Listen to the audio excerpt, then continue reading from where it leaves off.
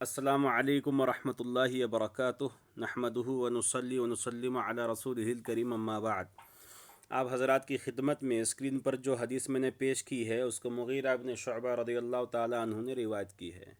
रिवायत कुछ इस तरह है, रअयतु रसूलल्लाह सल्लल्लाहु अलैहि वसल्लम यमसहु अलल इमामती वल जौरबैनी वल खुफ़ैनी।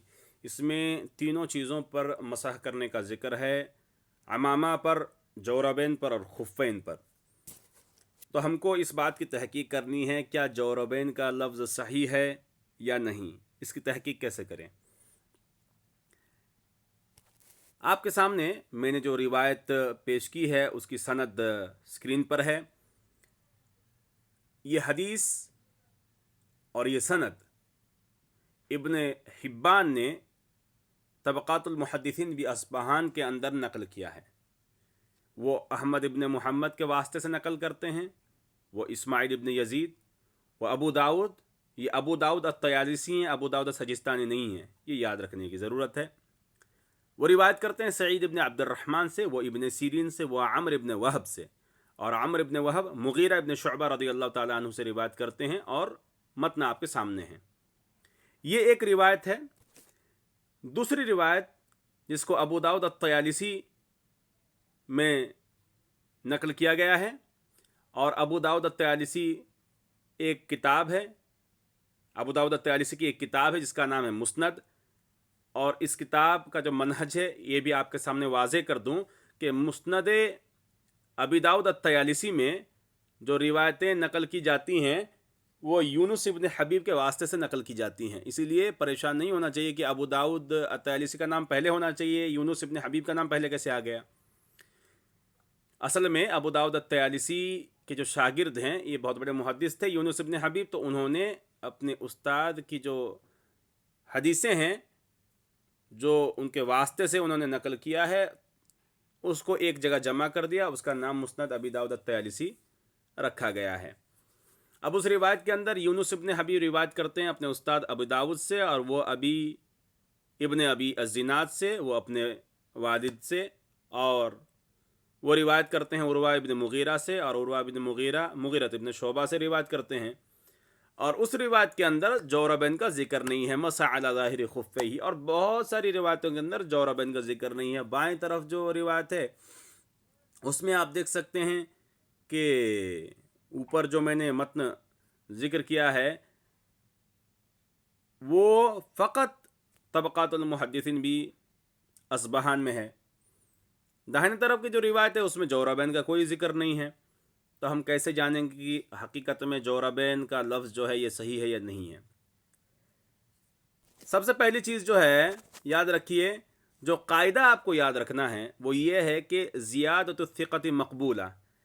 अगर कोई ऐसा रावी मालूम हो जो थिक़ा हो और ये मालूम हो जाए कि उसी के तरफ से कोई लफ्ज़ की ज़्यादती की गई है तो वो हम कबूल करेंगे और उस पर अमल भी करेंगे। लेकिन कोई थिक़ा नहीं है, ज़ईफ़ है, तो ज़ियादतु ज़ईफ़ गैर मक़बूला। और ये मालूम हो जाए कि कोई ज़ईफ़ ने किसी लफ्ज़ में बढ़ा चढ़ा कर कुछ बयान कर दिया है तो उस लफ्ज़ को मरदूद करार देंगे, उस लफ्ज़ पर अमल नहीं करेंगे और उस लफ्ज़ को हम मुनकर कहेंगे।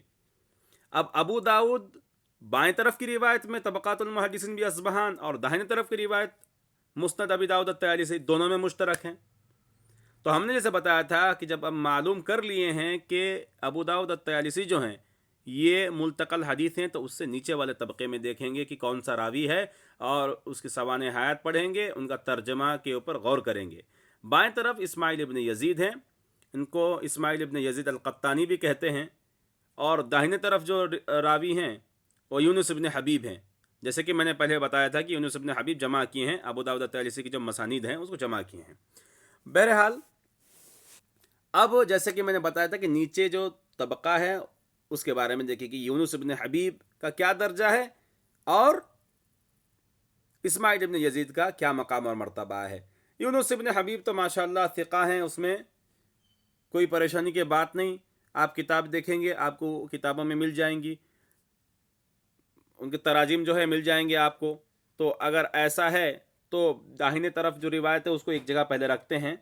अब बाएं तरफ आ जाते हैं इस्माइल इब्न यजीद के पास। اسماعیل ابن یزید کے بارے میں ابو شیخ، وہ بھی اصبہان کے بہت بڑے محدث ہیں، ان کے بارے میں انہوں نے کہا کہ اختلط حدیثہ، ان کی حدیثیں مختلط ہو گئی تھیں. اور حدیث مختلط کے بارے میں آپ نے پڑھا ہوگا کہ اگر کوئی محدث کی کتاب ضائع ہو جائے یا بڑھاپا یا کتاب دفن ہو جائے، کوئی چرا کے لے جائے، تو وہ بنفس خود بیان کرنا شروع کر دیتے حدیث، اور بہت ساری غلطیاں ان سے صادر ہوتی ہیں. تو ایسا ہوتا ہے مسئلہ. لیکن انہوں نے یہ بھی کہا وَلَمْ يَتَعَمَّدِ الْكِذْبِ، وَلَمْ يَتَعَمَّدِ الْكِذْبِ، یعنی جھوٹ جان بوجھ کر وہ نہیں بولتے تھے، لیکن اختلاط کے جب شکار ہو گئے اس کے بعد غلطیاں ہونے لگی. تو ایسا تھا مسئلہ. اور انہوں نے یہ بھی کہا کہ کان خیراً فاضلاً کثیر الفوائد والغرائب، بہت ساری غریب احادیث کو لے کے آ جاتے تھے، اور فاضل تو تھے ہی، لیکن یہ جو بات بیان کی جا رہی ہے کہ وہ کثیر الفوائد والغرائب، یہ غرائب کی جو بات انہوں نے نقل کی ہے، یہ اصل میں ذم ہے ان کے حق میں. تو ہم جان گئے کہ اسماعیل ابن یزید جو ہیں یہ ضعیف راوی ہیں. اور جیسے میں نے پہلے سے قاعدہ آپ کے سامنے واضح کیا تھا کہ اگر کوئی ضعیف راوی ہیں، معلوم ہو جائے کہ یہ جو زیادتی ہے جوربین، یہ لفظ کی زیادتی انہی کی وجہ سے ہے، انہوں نے اس لفظ کی زیادتی کی ہے، اس لیے ہم اس کو قبول نہیں کریں گے، بلکہ ہم اس مسئلے میں یہ کہیں گے کہ بھائی یہ جو زیادتی ہے یہ منکر ہے اس طریق میں. عربی میں کہتے ہیں ان هذه الزیادۃ منکرۃ من هذا الوجہ والحمل فیها علی اسماعیل. اور یہ جو حدیث منکر جو ہم کہے، منکر کہنے کے بعد ہم کہیں گے کہ کس کی وجہ سے ہم نے اس حدیث کو منکر قرار دیا، تو ان کا نام ذکر کریں گے، اور وہ ہے اسماعیل ابن یزید. جیسے میں پہلے بتایا تھا اسماعیل ابن یزید القطان بھی ان کو کہا جاتا ہے. تو یہی خلاصۃ الامر ہے. اسی کے ساتھ ہم اس ویڈیو کو ختم کرتے ہیں. انشاءاللہ جدید ویڈیوز کے ساتھ حاضر ہوں گے آسانی کے ساتھ. تب تک کے لیے آپ سے اجازت طلب کرتے ہیں. والسلام علیکم ورحمۃ اللہ وبرکاتہ.